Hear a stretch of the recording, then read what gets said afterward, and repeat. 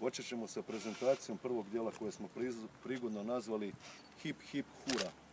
Ja vas molim da dignete transparent. Dijelo je u pozadini. Riječ je o dijelu čija je početna cijena 157 milijuna kuna, trenutna cijena 261 milijun kuna, a za konačnu cijenu molim vas da se obratite vidovitom Milanu. Inicijator ovog remek dijela iz opusa dijela koje obrađuju tematiku mrtve prirode je iz stare sisačke obitelji, koja nažalost bila neobavještena da se na ovim prostorima godinama nalazio deponij gradskog otpada grada Siska.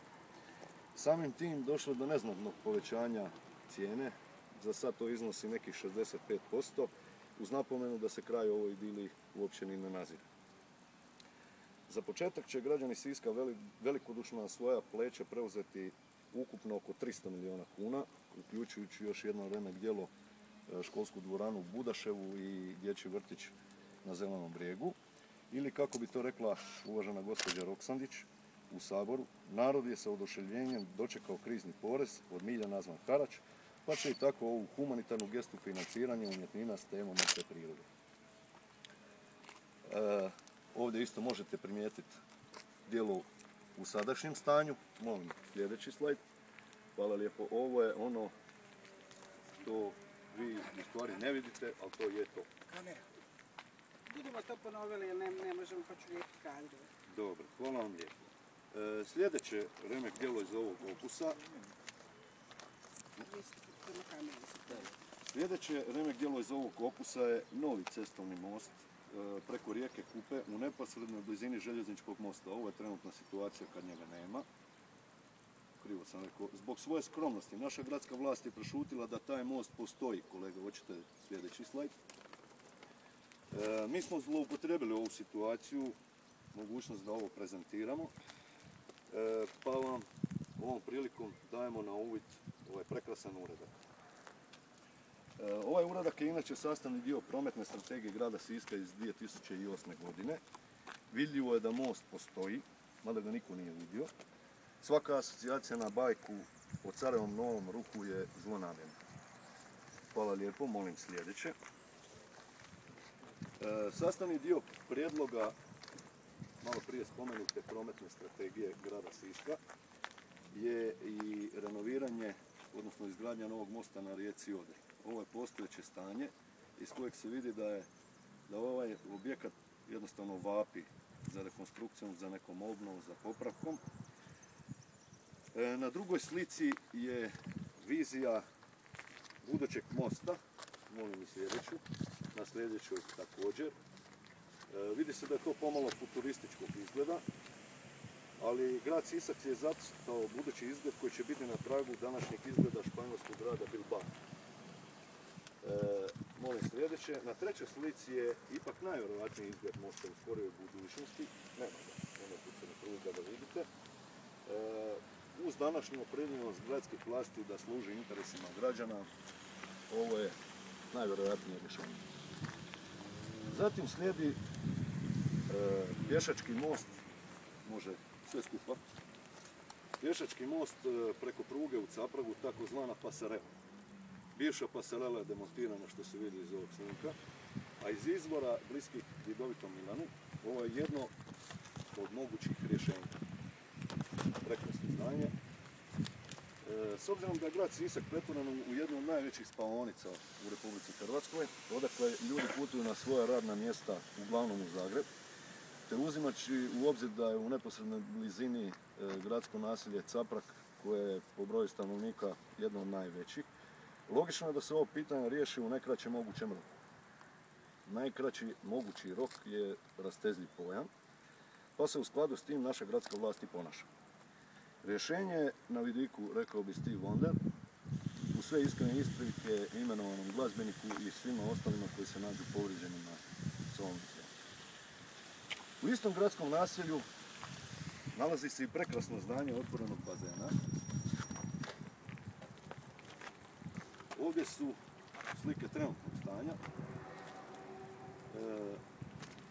Molim sljedeće. a ovo je kako će izgledati u skorijoj budućnosti kad se završe pripreme za sljedeće takmičenje za koje još ne znamo termin kad će se izdržati. Ali imamo i informaciju iz pouzdanih izvora da će radovi biti završeni na vrijeme. Znamo da je riječ o objektu u privatnom vlasništvu, ali znamo da je i svrha postojanja svih nivoa vlasti rad na podizanju kvalitete življenja u sredinama u kojima stoluju. Na kraju vam predstavljamo i posljednje dijelo iz ove naše izložbe. Riječ je o modernizaciji Sisačke rafinerije. Na prvoj slici je Sisačka rafinerija iz vremena dok je bila najveći zagađivač ovih prostora. Može druga. Zatim sljedeća. Na ovoj fotografiji vidite jednu od početnih faza modernizacije. Riječ je o ekološkom nadziranom procesu zbrinjavanja suvišnih količina benzina i naftnih derivata.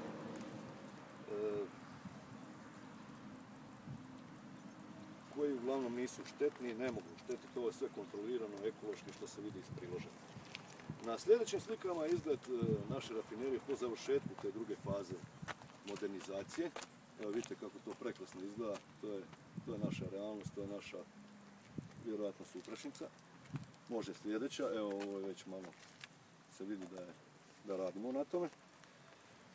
I evo to je isto dio toga, hvala lijepo, može još.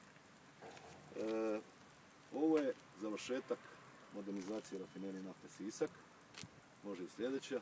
Ili kao što bi naša premijerka rekla, nema dugo na Braču, ajme majko, ovo izgleda kao nad površinom mjeseca. Kao što znate, obratili smo se našem gradonačelniku s otvorenim pismom u kojem smo zatražili da u ime građana Siska i radnika rafinerije zauzme stav, odnosno da pribavi istinitu informaciju što je s planovima o modernizaciji INA-e, od kojih se navodno odustalo, te da li su istinite informacije da će umjesto rafinerije ovaj prostor biti iskorišten za najveće skladište nafte i naftnih derivata u ovom dijelu Europe. U tom slučaju današnji radnici ostaju bez posla, gradski proračun bez dijela sredstava iz kojih je između ostalog planiran završetak radova na dvorani, dječjem vrtiću i sličnim infrastrukturnim objektima u gradu Sisku. Odgovor nismo dobili niti na drugo pismo kad smo ponovili isti zahtjev, ali to je stvar komunikacijske kulture, te ne želimo potencirati taj problem, ali smatramo da definitivno građani Siska imaju pravo na istinu. Ovime završavamo izložbu, hvala vam lijepo i nastavljamo sa ovim drugim dijelom tiskovne konferencije. Može i odmah, sve ove i neke druge objekte gradska vlast ne može isfinancirati iz postojećih sredstava, pa se kao svaki pravi poduzetnik okrenulo alternativnim sredstvima, alternativnim načinima pribavljanja sredstava.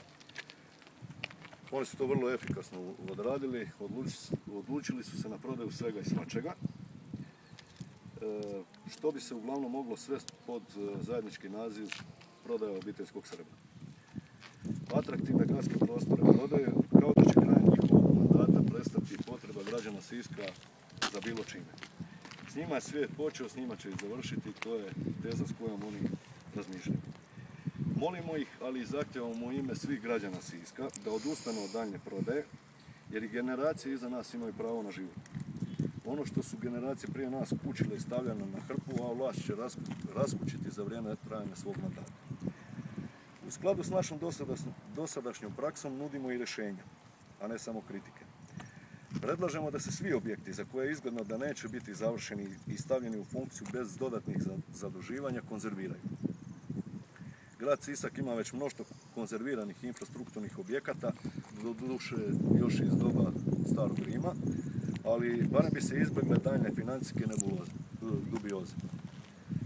Apeliramo na građane Siska da se trgnu iz ove apatije, kako nam se ne bi desilo da nas jednog dana proglase najvećom kolonijom naivaca.